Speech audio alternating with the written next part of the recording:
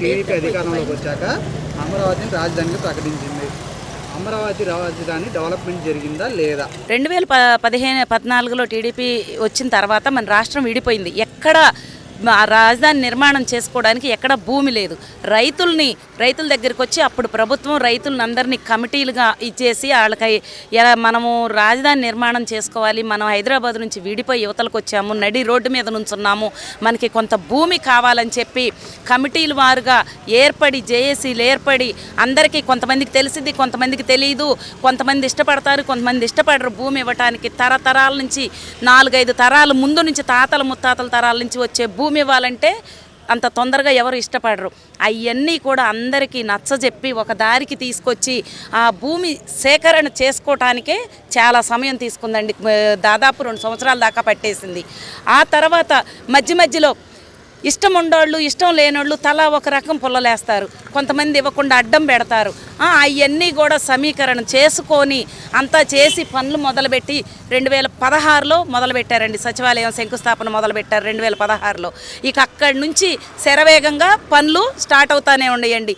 75-80%, 80-85% వరకు అన్ని బిల్డింగ్లు, హైకోర్టు, సచివాలయము, రోడ్లు అన్నీ చాలా వరకు అయిపోయినాయండి. ఇంకా ఆ తర్వాత ఈ నేపథ్యంలో ప్రభుత్వం మారిపోయినాక ఆ ప్రభుత్వం ఎంత సమయంలో ఎంత పని చేసింది, ఈ ప్రభుత్వం ఇప్పుడు 5 ఏళ్ళకి అయిపోతుంది. దిగబోయే సమయం కూడా వస్తుంది.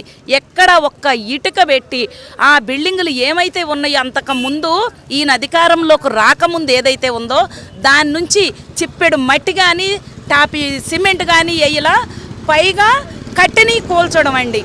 ఈయనకి చేత అయింది కట్టెని కూల్చడం. అమరావతి రైతుల్ని ఏదో ఒకటి మాటలతో హింసలు పెట్టి బాధించడం, అది చేత అయింది ఈయనకి. ఏమి చెందల. రాష్ట్రంలో అమరావతి పేరు చెప్పుకొని దోచుకున్నారు, ఇక్కడ ఏం కట్టింది లేదు, అంత గ్రాఫిక్స్ చేసి ప్రజలందరూ మోసం చేశారని అంటారు. మీకు చూసింది ఏంటి, మీకు తెలిసింది ఏంటి? ఇక్కడ అమరావతి పేరు చెప్పుకొని దోసుకోవడానికి ఏమి లేదండి. సిఆర్డీ అనేది ఒక చట్టం తీసుకొచ్చారు. అది అల్లాటప్పగా ఏదో నా దగ్గరికి వెళ్ళి ఇంకొకళ్ళ దగ్గరికి వెళ్ళి టీండమ్మ అని తెచ్చి దోసుకొని ఇచ్చేయటానికి ఏమీ లేదు.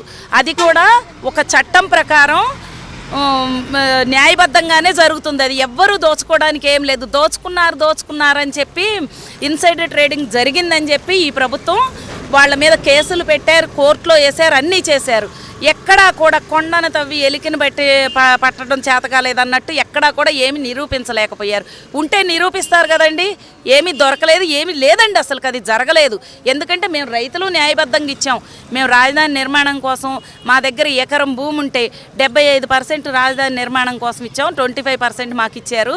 అంతా ఒక పద్ధతి ప్రకారం సిస్టమేటిక్గానే జరిగిందండి. ఎక్కడ ఎవరు ఏమి దోచుకోవడానికంటే అవకాశం లేదు.